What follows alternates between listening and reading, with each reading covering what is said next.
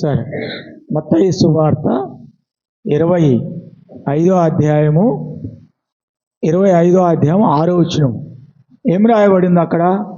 అర్ధరాత్రి వేళ ఇదిగో పెళ్లి కుమారుని ఎదుర్కొనుటకు రండి అని ఒక కేక వినబడుతుంది. అప్పుడు వెంటనే ఆ కన్యకలందరూ లేచి ఏం చేశారంటే, వారు లేచారు. ప్రభు యొక్క స్వరం విన్నారు.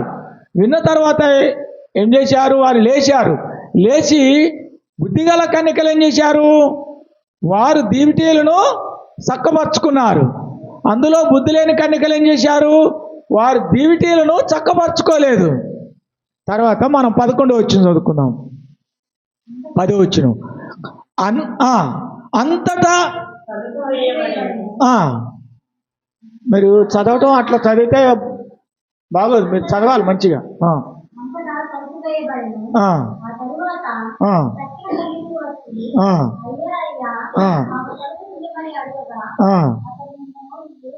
చాలు.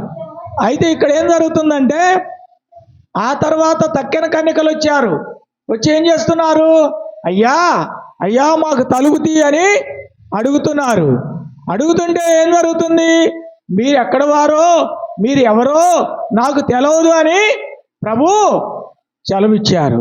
అంటే ఇంతకాలం వారు ప్రార్థనలు చేసి, ఇంతకాలం వాళ్ళు దేవుని నమ్ముకొని, ఇంతవరకు వారు దేవునితో ఉండి, దేవునిలో ఉండి, మరి ఇంత టైం దాకా ఉండి, ఇంత ఏచి ఉండి, చివరికి ప్రభు మహిమలో ప్రవేశిద్దాం అనుకున్నప్పుడు ప్రభు ఏమన్నారు? మీరెవరో నేను ఎరగను అన్నాడు. ఎంత బాధాకరమైన విషయం, చాలా బాధాకరమైన విషయం. అయితే అలాంటి టైంలో ఏం జరుగుతుంది అంటే 10వ వచనం, ఆ బుద్ధిగల కన్యకలు వారి కొనుపోతుండగా పెళ్లి కుమారుడు వచ్చెను. సిద్ధపడిన వారంటే ఏంటి? దీపం వెలిగిన వారు, లైట్ వెలుగుతున్న వారు. వారి దీపములో నూనె వెలుగుతున్నది. అయితే వారి దీపం వెలుగుతున్నది. ఆ దీపం వెలుగుతున్న వారు ఎక్కడికి వెళ్ళారు? ప్రభు ఇంట్లోకి వెళ్ళారు, ప్రభు మహిమలోకి వెళ్ళారు, ప్రభు యొక్క రాజ్యంలోకి వెళ్ళారు. ద రిజరెక్షన్ ఆఫ్ గాడ్ అంటే రిజరెక్షన్ ఆఫ్ లైఫ్ అంటే దేవుని యొక్క మహిమలోకి ప్రవేశించారు. ఎవరు? బుద్ధిగల కన్యకలు వెళ్ళారు. ఏంటి వాళ్ళకున్న బుద్ధి ఏంటి? అసలు వాళ్ళ దీపం ఎందుకు ఆరిపోయింది? వీళ్ళ దీపం ఎందుకు వెలిగింది కదా? ప్రకటన 2వ అధ్యాయము 5వ వచనం మనం చూసినట్టయితే అక్కడ ఇలాగ రాయబడి ఉంటుంది, నీ క్రియలను నేను ఎరుగుదును, ఆయనను మొదట నీకుండిన ప్రేమను వదిలితివని తప్పు నీ మీద ఒకటి మోపవలసి ఉంది. నీవే స్థితిలో పడితివో అది జ్ఞాపకం చేసుకొని మారు మనసు పొంది ఆ మొదటి క్రియలు చేయము. అట్లు చేసి మారు మనసు పొందుము. అట్లు చేస్తేనే సరి, లేని ఎడల నీ యొద్దకు వచ్చి నీ దీపస్తంభమును దాని చోటు నుండి తీసివేస్తాను అన్నారు. అంటే ఈ బుద్ధి లేని కన్యకల యొక్క దీపం ఎలా వెళ్ళిపోయింది, ఎలా ఆరిపోయింది అంటే, నీవే స్థితిలో పడిపోతివో అది జ్ఞాపకం చేసుకొని ఆ మొదటి క్రియలు చేయి. అట్లు చేసి మారు మనసు పొందారు. అయితే వాళ్ళు ఏమైపోయిందంటే, వాళ్ళకి అట్లా పనులు చేయాలంటే కష్టం అనిపించింది, వాళ్ళకు పని చేయాలంటే బాధ అనిపించింది. అందుకనే మనం ప్రార్థనకైతే వెళ్దాం, మన దేవుని సన్నిధికి వెళ్దాం, మనం దేవుని స్తుతిద్దాం. కానీ దేవుని యొక్క పని అన్నప్పుడు వాళ్ళకి అది నచ్చలేదు. అయితే బుద్ధిగల కన్యకలకు ఏమనిపించింది? దేవుడి పని చాలా సంతోషంగా చేశారు. మరి ఇక్కడ మనం చూసినప్పుడు, ఇక్కడ మనం చూద్దాం. మరి యోహాను సువార్త 4వ అధ్యాయము 28వ వచనంలో అక్కడ ఈ విధంగా రాయబడినది, ఆమె ఆ స్త్రీ తన కుండ వదిలిపెట్టి ఊరిలో ఆగమ్మా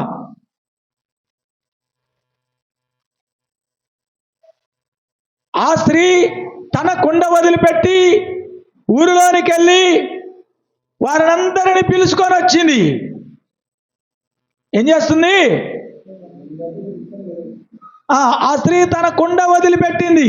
కుండ ద్వారా ఎన్ని పనులు జరుగుతాయి? కుండ ద్వారా కుండ ద్వారా మంచినీళ్ళు తెచ్చుకుంటాం, కుండ ద్వారా ఎసరకు నీళ్ళు తెచ్చుకుంటాం, కుండ ద్వారా మంచినీళ్ళు తెచ్చుకుంటాం, గిన్నెలు కడుక్కోవడానికి నీళ్ళు తెచ్చుకుంటాం, తర్వాత ఇల్లు కడుక్కోవడానికి నీళ్ళు తెచ్చుకుంటాం.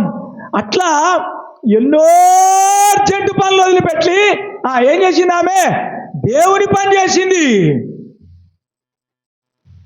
ఎన్నో అర్జెంటు పనులు వదిలిపెట్టింది, ఎన్నో అర్జెంటు పనులు తన వదిలిపెట్టి దేవుని పని చేసింది. దేవుని పని ఏంటిది? ఆమె కుండ వదిలిపెట్టింది, ఆమె అర్జెంటు పనులు వదిలిపెట్టింది, వెళ్ళి ఆమె సాక్ష్యం చెప్పింది. ఆమె సాక్ష్యం చెప్పి ఏం చేసింది? ఎవరికైతే ఆమె సాక్ష్యం చెప్పిందో వారిని ప్రభు పాదాల దగ్గర తీసుకొచ్చింది. హల్లెలూయా! అది ఆమె చేసిన పని. అట్లానే బుద్ధిగల కన్యకలు కూడా అలాగనే దేవుని యొక్క పని చేశారు. బుద్ధిగల కన్యకలు కూడా అలాగనే వారి యొక్క అర్జెంటు పనులు పెట్టి దేవుడి పని చేశారు. అందుకనే వారిలో నూనె ప్రవేశించింది. మత్తయి సువార్త స్పష్టంగా చదవాలి దయచేసి. మత్తయి సువార్త 5వ అధ్యాయము 16వ వచనం. మనుషులు మీ సత్క్రియలను చూసి పరలోకమందున్న దేవునిని మయపరచినట్లు వారి ఎదుట మీ వెలుగు ప్రకాశింపనీయుడి. అంటే ప్రకటనలో మనం చూసాం కదా, ఏం చూసాము? నీవే స్థితిలో నుంచి పడితివో అది జ్ఞాపకం చేసుకొని మారు మనసు పొంది మొదట క్రియ చేయి, అనగా నా పని చేయి అంటే సమరేశ్వరి చేసింది. అనగా బుద్ధిగల కన్నికలు చేశారు. అంటే బుద్ధి లేని కన్నికలు ఏం చేశారు? అయ్యా మేము గుడికైతే పోతాం, అయ్యా మేము ప్రార్థనకైతే పోతాం, అయ్యా మేము ఎక్కడ కూటమన్నా పోతాం, కానీ దేవుడి పని అయితే చేయాలని వాళ్ళకి మనసులు లేదు. దేవుని పని చేయాలని వాళ్ళకు మనసులు లేదు. కనుక ప్రార్థన చేసుకున్నారు.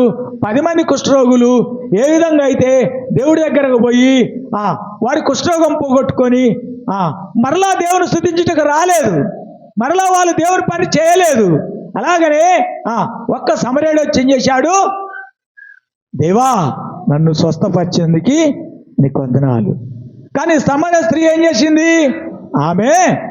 ఆమె మరి దేవుడు ఆమెను క్షమించినందుకు, దేవుడు ఆమెను కరుణించినందుకు, దేవుడు ఆమెని రక్షించినందుకు ఆమె ఏం చేసింది? కృతజ్ఞతగా వెళ్ళి దేవుని పని చేస్తుంది. ఎట్లా చేస్తుంది?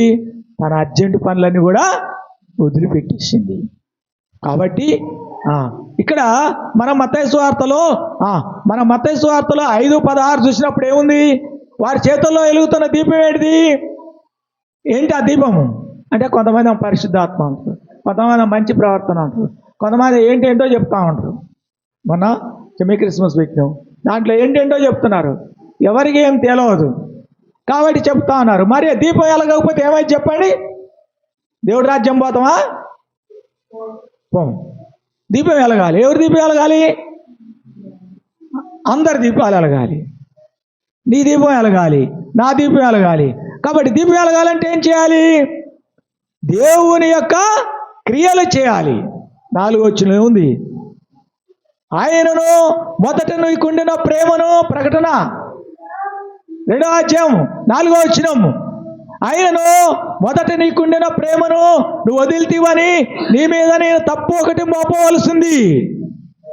అంటే ఏంటి తప్పు? అంటే దేవుని ప్రేమిస్తే ఏం చేస్తాం అంటే దేవుని పని చేస్తాం. ఏం పని అంటే సమరేశ్వరి తన పని వదిలిపెట్టి సాక్ష్యం చెప్పింది. అలాగనే దేవుని పని చేస్తే దేవుడికి ఏం పెట్టినట్టు? యోహాను సువార్త 4వ అధ్యాయం 34వ వచనం. నా తండ్రి చిత్తము నెరవేర్చుటయు ఆయన పని తుదముట్టించుటయు నాకు ఆహారమైనది.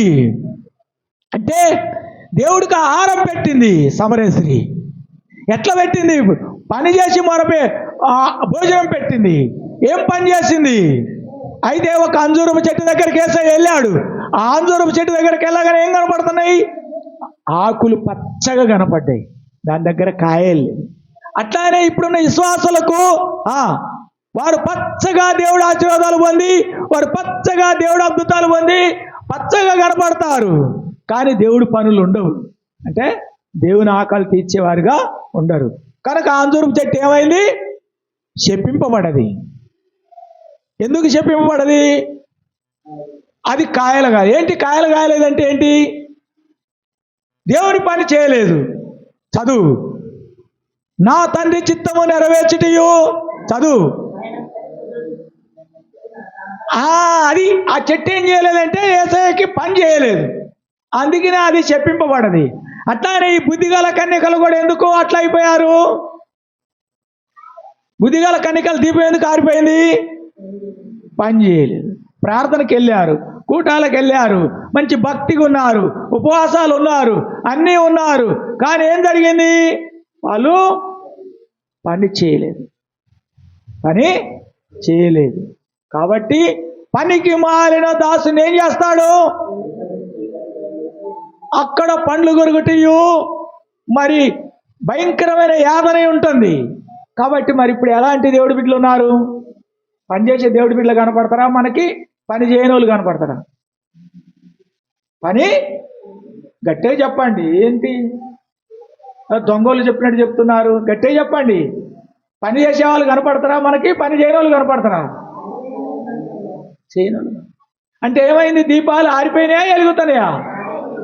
ఆరిపోయింది. అందుకే అన్నాడు, ఆరిపోయినా నా వెలుగు దీపము వెలిగించుము నీ ప్రేమతో ప్రభువా వెలిగించుము. హల్లెలూయా. కాబట్టి నీ హృదయాన్ని వెలిగించుకోవాలి, నా హృదయాన్ని వెలిగించుకోవాలి. ఎలా వెలిగించుకోవాలి? దేవుడి పని ఇంకొక విధంగా ఉన్నది. మరి సామెతలు 3వ అధ్యాయము 9వ నీ రాబడిలో ప్రథమ ఫలమును నీ ఆస్తిలో భాగమిచ్చి యెహోవాని గణపరచుము. అంటే దేవుని ఎలా గణపరచాలి? ఈ ప్రజలు నన్ను గణపరుస్తున్నారు కానీ వారి హృదయం నాకు దూరంగా ఉంది, వారు నా పెదవులతో నన్ను కనపరుస్తుంది కానీ వారి హృదయం నాకు చాలా దూరంగా ఉన్నది. వేషధారులైన శాస్త్రులైనను పరిచయలారా అన్నాడు. అంటే జనాలు ఏం చేస్తారంట? పెదవులతో ఆయన కనపరుస్తారంట, హృదయం ఏమైందట? చాలా దూరంగా వెళ్ళిపోద్దట. కాబట్టి ప్రియమైన దేవుని బిడ్డలారా, మన ఆ బుద్ధి లేని కన్యకల యొక్క దీపం ఎందుకు ఆరిపోయింది? నీవే స్థితిలో నుంచి పడితివో. చదువు. ప్రకటన 2:5 నీవే స్థితిలో నుంచి పడితివో అది జ్ఞాపకం చేసుకొని మారు మనసు పొంది మొదటి క్రియలు చేయవు. అట్లు చేస్తేనే సరి, ఒకవేళ చేయకపోతే ఏం జరుగుద్ది? నీ యొద్దకు నేను వచ్చి దీపస్తంభము దాని చోట నుండి తీసివేస్తాను. ఎందుకు తీసేశాడు దేవుడు? అందుకే వారి దీపం వెలగలేదు కనుక దేవుడి మహిమలోకి వెళ్ళలేదు, దేవుని రాజ్యంలోనికి వెళ్ళలేదు, దేవుని ఇంట్లోకి వెళ్ళలేదు. ఎంతోమంది దేవుని బిడ్డలు క్రైస్తవులుగా ఉంటారు కానీ వారి దీపం వెలగదు, దీపం వెలిగించుకోరు. వెలిగించుకోని చెప్పినా వినరు, అలాంటి మాటలే వినరు. కాబట్టి ఈ లోకములో మన జీవితం ఎంతకాలం? కొద్ది కాలమే. ఎంతకాలమో, ఇంకెంత కాలమో, ఎంతకాలమో, ఇంకెంత కాలమో, ఇంత అయిన లోకములో కొద్ది కాలమే, కొద్ది కాలమే, కొద్ది కాలమే ఈ లోకంలో ఉంటాము. ఆ కొద్ది కాలములో దేవుని కొరకు వాడబడాలి.